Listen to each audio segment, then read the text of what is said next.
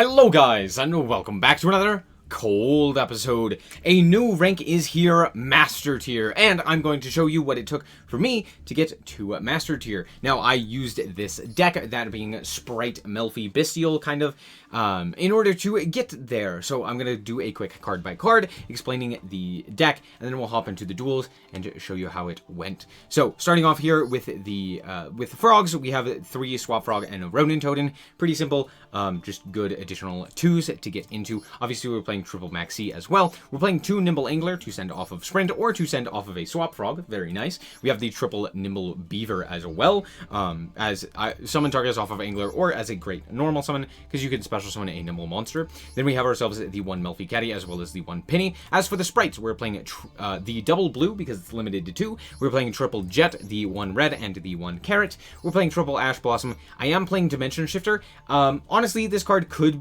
be cut. You could play it, you could play without it. It's kind of up to you. I found it to be useful. You know, it's good against Branded, it's good against Tier. Heck, it's even good against Sprite, kind of. So, all in all, I think it was worth it. Then we have ourselves the Bestial Magnemite, the Saronir, the Druidostorm, and the Baldrake, one apiece of each of those. As for the spells, we're playing 3 triple tactics. The reason for this, it's so very good right now. It interacts with Ash Blossom very profitably, it interacts with the Bestials very profitably. It's just kind of like anytime your opponent would do something, you get to go triple tack, and triple tack is very, very strong on top of that. You take control of an opponent's monster, you could look at their hand, you could draw 2 cards. Basically, all of those are incredible effects, so we're playing 3 of that. We're playing 1 Pot of Prosperity. This card's absolutely insane. We're playing a double Called By, the double Sprite Starter, the 1 Smashers, and for the only trap, we're playing triple Infip for 42 cards. Why are we playing 42 instead of 40? Well, honestly, consistency is not really that big of an issue, and I wanted to play all 3 Infips. This was kind of the 40th through 42nd card, so yeah, I just wanted to play all 3 because I felt that I didn't have enough hand traps, so we were playing more. As for the extra deck, we're playing the 1 Herald of Arclight, 1 Melfi, or Merry Melfis. We're playing 1 Melfi of the Forest, Onibimaru, the Soul Sweeper. We're playing 2 Gigantic Sprite, 1 Zeus, IP Masquerena, Codebreaker. Codebreaker is in here to out Baguska, but he's also just in here to be a big level, or Link 2 to kind of go into, and potentially punch over additional cards, or go for lethal or something like that. We have the 1 Dark, we have double Elf, we have 1 Sprint, 1 Avramax, and 1 Underworld Goddess. So that's the deck. Let's hop into the replays and show you how this deck performs. Alright, so here we are going second, and, well, we happened to draw Max C. Let's see if the minigame is won. My opponent's going to start off with the Beaver. They're going to then Ash my Max C, which I activated there.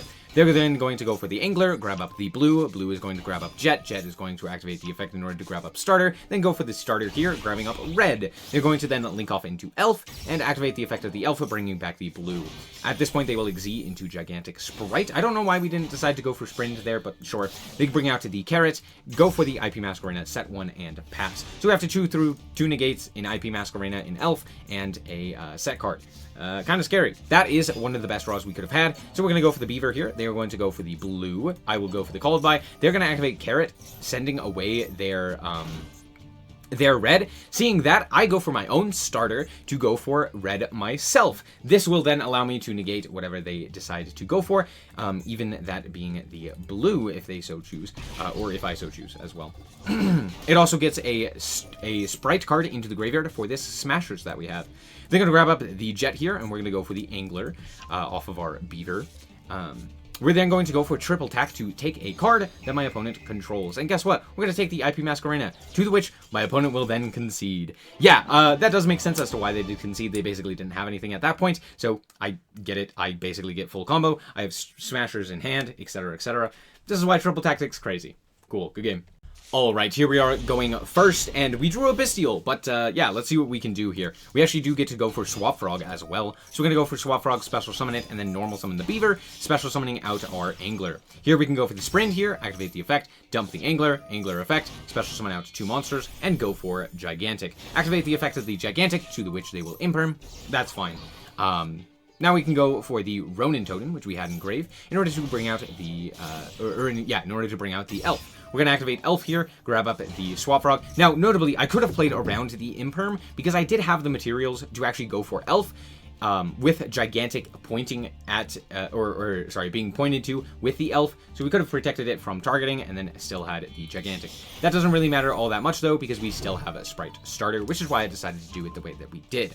Anyway, we can then go for the Melfi of the Forest, grab up the caddy. Now we can go for the Baldrake before we actually lock ourselves into 2s, and then go for sprite starter. Starter can grab blue, blue can grab jet, jet can grab the smashers, and then we can exi into nothing, actually, just go for the caddy. So the reason that we did this the way that we did, Baldrake has the ability to banish a monster that is special summoned, whether it, as long as your opponent special summons a Ritual, Fusion, Synchro, or Exi, and/or Link monster, then you can attribute one other light or dark monster, target one of those special summoned monsters, and banish it. This means that if your opponent were to summon something from the extra deck most of the time, you are then able to go for Baldrake, tribute one of these two in order to go into, or in order to banish that. And along with Smashers, we have 2 targets basically for Baldrake and Smashers, allowing us access to that as best as possible. We have Caddy for the Omni Negate through the Herald of Orange Light, or Arc Light, as well as the bounce with Merry Melfi's, and then of course we have the IP Masquerena as well.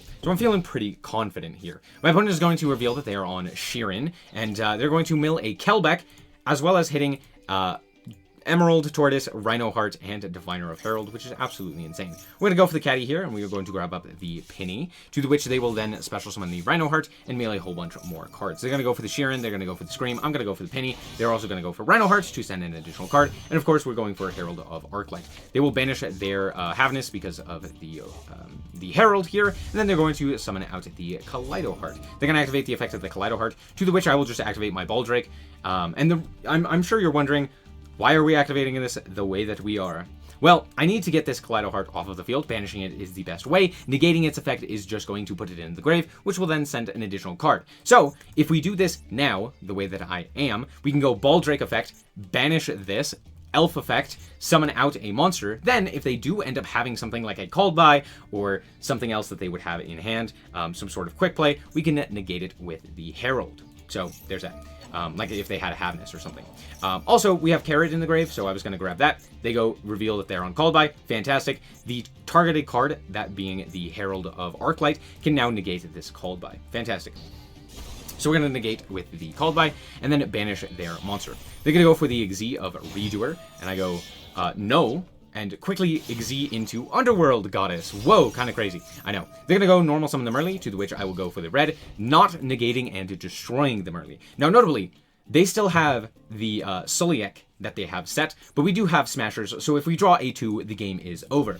So, they are going to pass the turn back to us. We will draw Jet. Fantastic. We're going to go to main phase, special summon out the Jet. They will activate the SnowiKs, targeting the Jet. I will activate my Smashers, and I will attempt to banish. They will concede, realizing they can't really do anything. I could either banish the Merly or the SnowiKs. I would have probably banished the Merly there, and just left the SnowiKs on the field as I proceeded to OTK. So, there you go. Good game. Alright, and here we are once again going first, this time with Shifter. Interesting. I choose not to activate the Shifter because we do have the Swap Frog, but had they activated something like, for example, an Ash Blossom or what have you, we would have gone for the Shifter there just to kind of at least have additional points of interaction.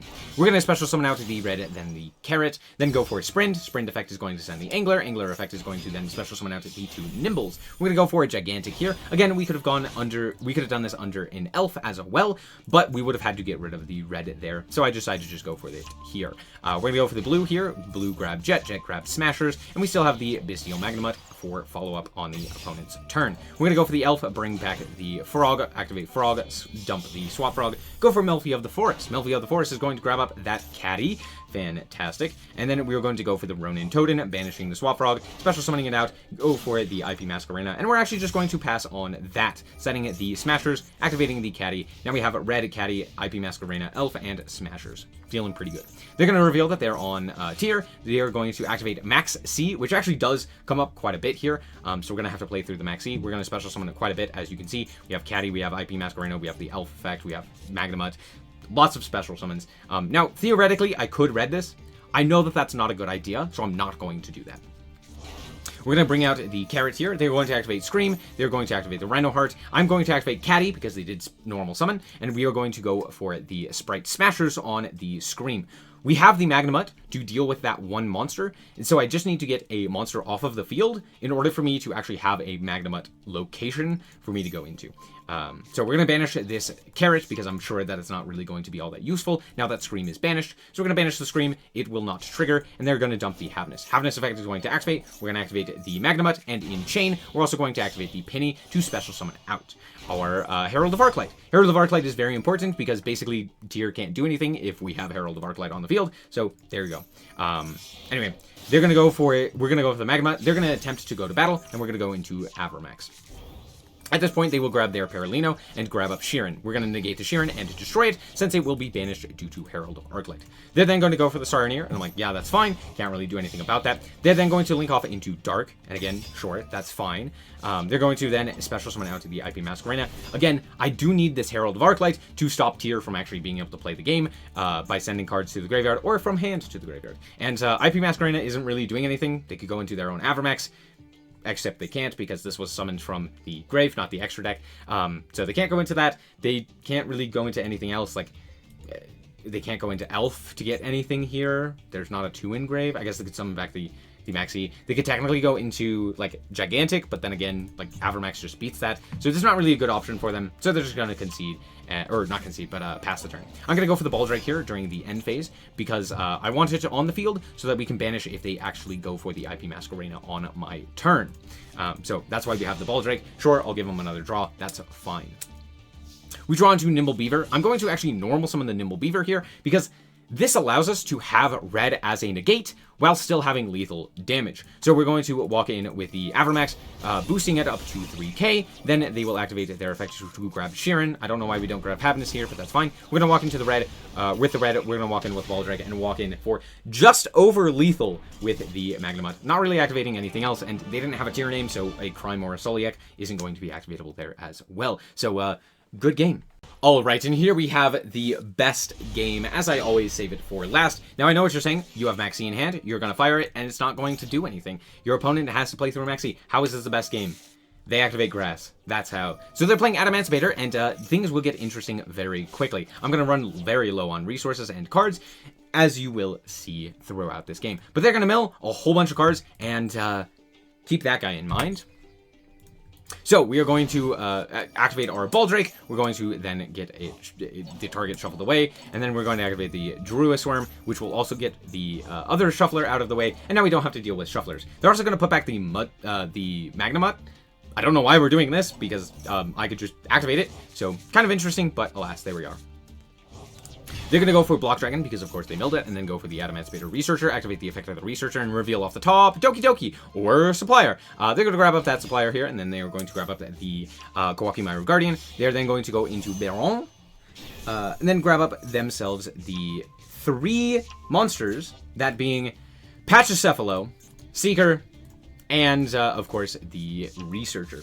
They're then going to go for the Block Dragon once again and Z into Abyss Dweller. I don't know why we're going for the Abyss Dweller here. I grab up the Magnemite, which is kind of funny. We're going to go for the Magnemite here because I'm trying to bait out this Baron negate. They don't go for it. They're going to go for the Changing here, and then they're going to special summon out the Supplier. They're going to pop my Magnemite, which is kind of interesting. I don't know why we wouldn't have tried to banish with the Changing effect, but it's fine. We're going to go for the Raptite here. They're going to activate the Raptite. I'm going to activate Ash. Again, no negate, that's fine. We do have ourselves the Imperm as well, so I'm feeling pretty good. They're going to go Geonator Transverser and then into Rotten, which is so interesting. Until you read, once per turn during the standby phase, you can target a face-up monster this card points to, special summon a level 4 or lower monster of the same type from your hand to a zone this card points to. Remember that card I searched, that they had searched earlier from Block Dragon? Yeah, keep that in mind. Anyway, my opponent is, we're going to draw for turn the Smashers, which is absolutely impeccable. During the standby phase, I'm going to activate my effect of the Imperm in order to try and target the Changing, to the which they will negate with the Baron. They're then going to activate the Rotten, and I'm like, oh, shoot! This special summons Pachycephalo. So I actually do this in the wrong order. I could have had 2 additional monsters on my field with the Bystials, but instead I decided to chain the Bystials and then the starter. Had I just done this in the reverse order, it would have been significantly better. However, it doesn't end up, well, it does actually end up costing me here. So we're going to go for the red, they're going to go for the Pachycephalo, and I'm like, that's fine, I just needed a 2 on the field so that I can go for this Sprite Smashers. We're going to go for the Smashers here, we're going to banish the red, and then banish the Pachycephalo, and they're also going to try and banish, they're going to banish 2 of our monsters. I'm like, that's fine, cool. We're going to go for the Swap Frog effect, they will go for the Kelbeck, and put it back into my hand for some reason. Anyway, we're going to go for another Swap Frog, and then we're going to special summon the blue, grab Jet. Jet will then special summon itself, grab Starter. Starter is now dead. There's no targets for it, so that's funny. We're going to go into then normal summon the Beaver and grab up the Angler from Grave and go into Onibimaru. Onibimaru will then allow me to banish the Changing, and now we can go and dig Z into the Sprite Elf. We're going to activate the effect of the Elf and grab up our Carrot, and then go for the Ronin Totem to grab up our Gigantic Sprite. I do need a way to punch over specifically Block Dragon, so there's that. We're going to go for the Max C here, and then go into Codebreaker Virus Swordsman, and then activate the effect of our Triple Attack to steal that Baron. Alright, we're then going to go for the Ronin Totem, and at this point I was very low on time, which is why I didn't go for anything else here. Realistically, I was trying to go for a Dark or something like that. I'm sure I could have tried to figure out a way to lethal, but I just was too low on time, couldn't really figure it out. They're going to go for Block Dragon because Block Dragon is a cool and interesting card, and I can't really do anything about it. So now they have 5 cards in hand. Cool, fun, interesting, unique, balanced. Anyway, doesn't really matter. We're going to then Z off into the Elf, set 3, and discard the Nimble Beaver, which shouldn't have discarded that one. I also probably should have discarded or activated the Melfi Caddy. Again, why did I not do that? I was running low on time. Also, Penny's in the grave, so who cares? But alas, I made some big mistakes there. They're going to go for the Druisworm, and, or during the draw phase, they're going to go for the Druisworm. I'm going to go and banish the Block Dragon with the Called By to prevent them from activating that. I'm going to go for the Baldrake here because we do have another Dark in the Onibimaru, so if they go into anything from the extra deck, we can go and activate the Baldrake. They're going to go for the Adamantipator Researcher. I'm going to negate the Researcher with my second Called By, and then they're going to go for Vernisilf. They're going to go for the Doki Doki, summon that out, activate the Doki Doki, summon out the Analyzer. Analyzer is going to reveal off the top a whole bunch of monsters, and they're going to go for that Tackle Crusader. Out comes the Dragite. I'm going to activate the effect of my Baldrake in order to banish the Dragite, because I don't want it on the field, but they're also going to try and flip down my, I think it was Gigantic. Anyway, they're going to negate the Baldrake. Can't really do anything about that. But there you go. Oh no, I think they targeted, what did they target?